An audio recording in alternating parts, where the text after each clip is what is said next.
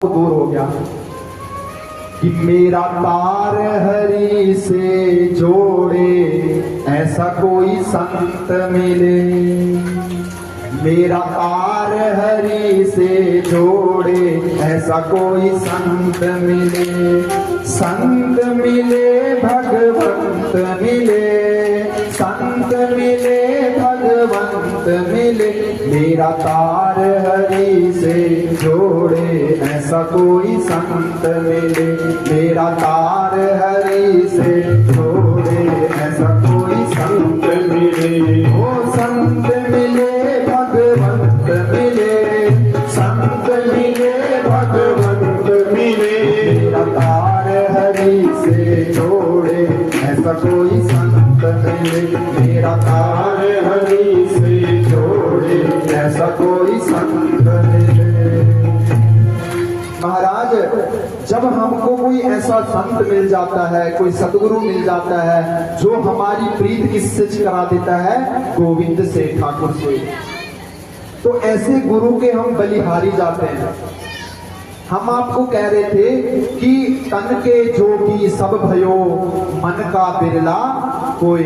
इस कलयुग में मन का संत अगर हमको कोई मिल जाए ना, तो महाराज बात ही बन जाए। मन का संत कौन है?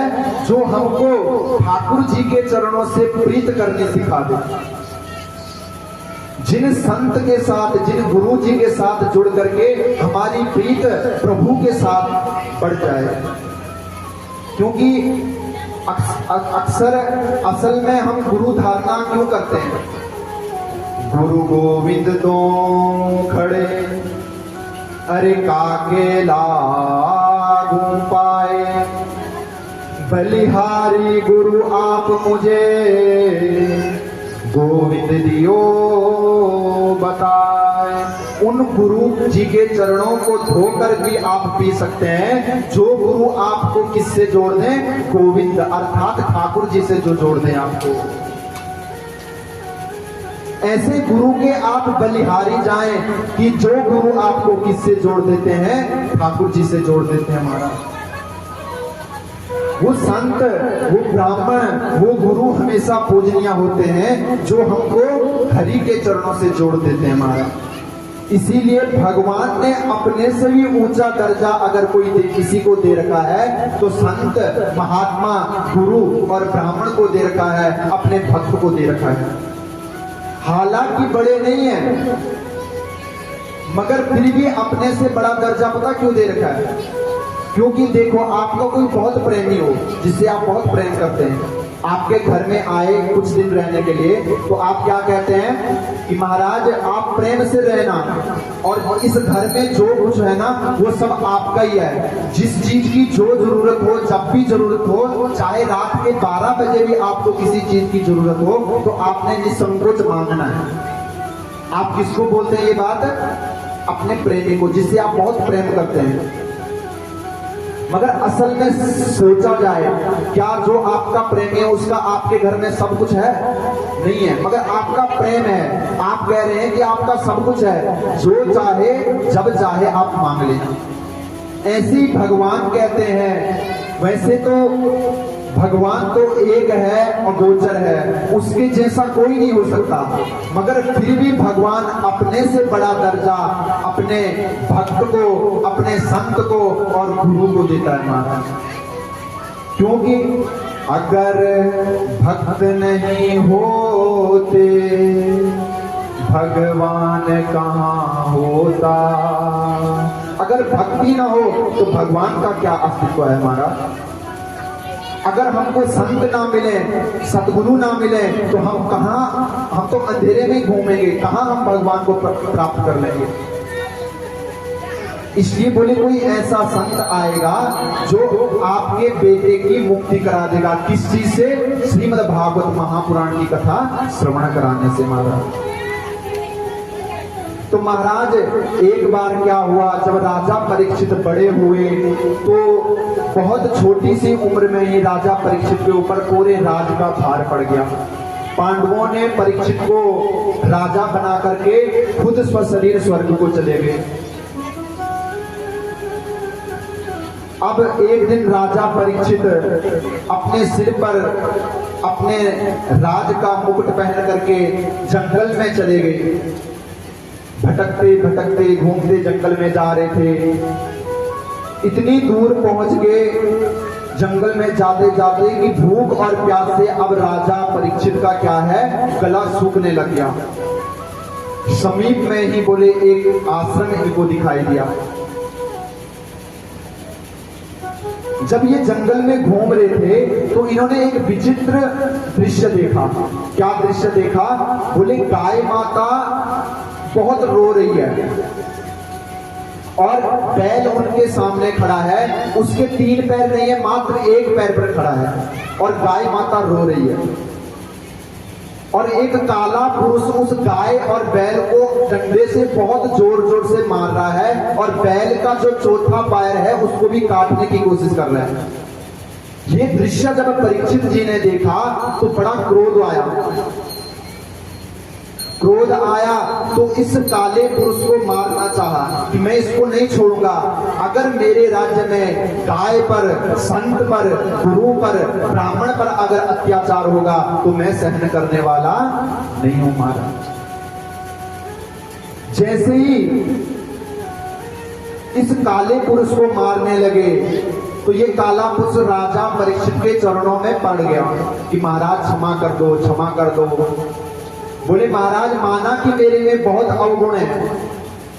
परीक्षित ने पूछा भाई तू कौन है, क्यों गाय माता को मार रहा है? मेरे राज्य में तूने तुझे ये ऐसा दुस्साहस करने का अवसर कैसे मिला कि तू मेरे राज्य में रह करके गाय माता पर अत्याचार करे? तब बोला महाराज मैं हूं कलयुग। कौन हो? कलयुग। बैल कौन है? बैल का अर्थ होता है धर्म। इस कलयुग का काम क्या है? धर्म को खत्म करना। बैल का अर्थ होता है धर्म और गाय माता का अर्थ होता है धरती। धरती कब परेशान होती है? धरती कब रोती है? धरती पर कब वजन ज्यादा महसूस होता है? धरती इन पहाड़ों के वजन से भारी नहीं महसूस होती। धरती तब रोती है जब इस पर पाप बढ़ता है।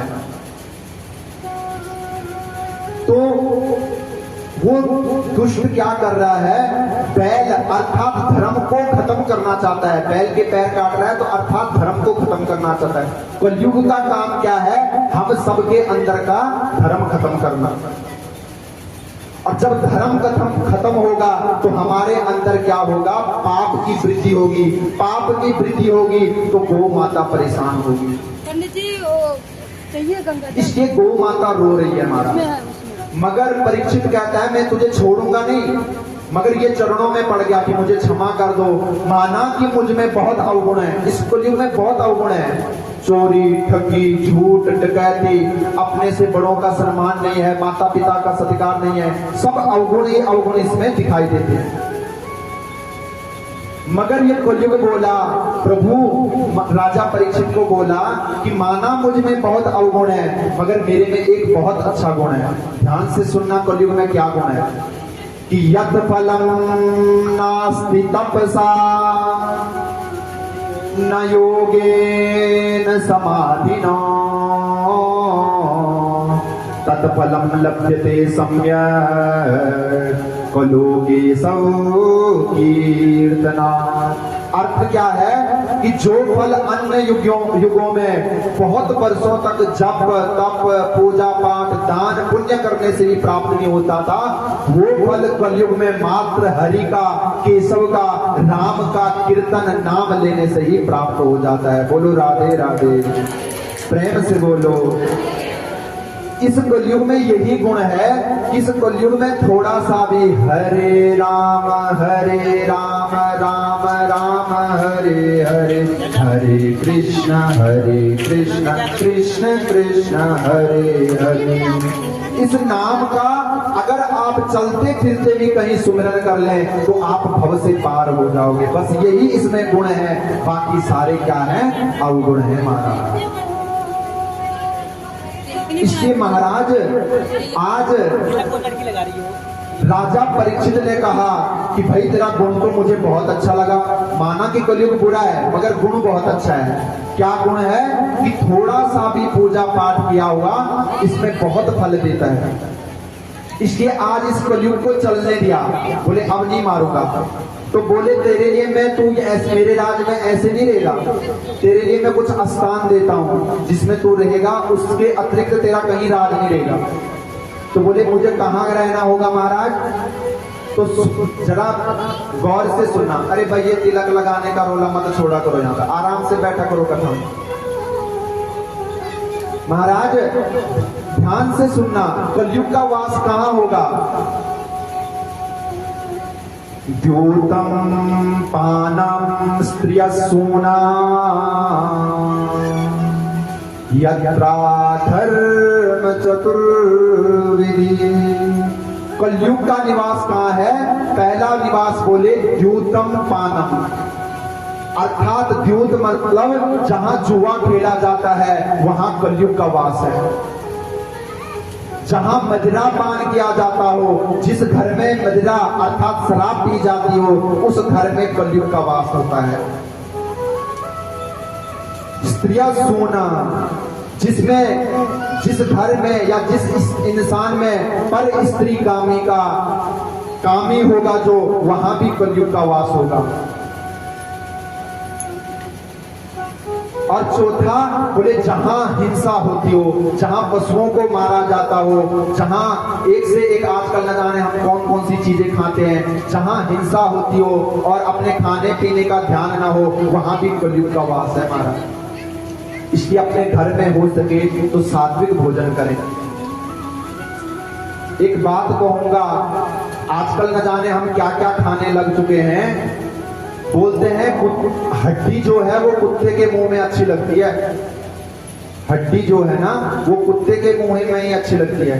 इसलिए ऐसी कोई चीज ना खाएं जो हमारा आहार नहीं है। अगर ऐसा भोजन करेंगे तो कलयुग का वास है। तो कलयुग को ये 4 स्थान दिए गए कि यहां तेरा वास होगा।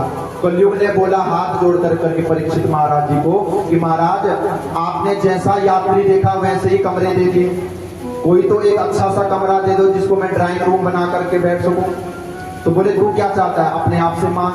तो बोले महाराज अगर मुझे सोने में निवास मिल जाता, सोना अर्थात गोल्ड, जो सोना हम पहनते, बोले अगर सोने में मुझे निवास मिल जाता तो महाराज बात ही बन जाती। बोलो राधे राधे, प्रेम से बोलो। तो महाराज राजा परीक्षित ने क्या किया, इस कलयुग को सोने में वास दे दिया। जो हम सभी सोने के जेवर पहनते हैं ना, तो एक प्रश्न उठता है। ठाकुर जी भागवत गीता में और श्रीमद् भागवत महापुराण में कहते हैं कि कांचनम नाम धातु अस्मिता, किस जो है स्वर्ण भी मैं हूं, सोने में अपना वास मान चुके हैं। मगर इसी श्रीमद् भागवत महापुराण में कलयुग सोने में अपना वास मांग रहा है, तो फिर किसका वास माना जाए? तो संतों ने इसका समाधान किया। संत कहते हैं अगर मेहनत की कमाई से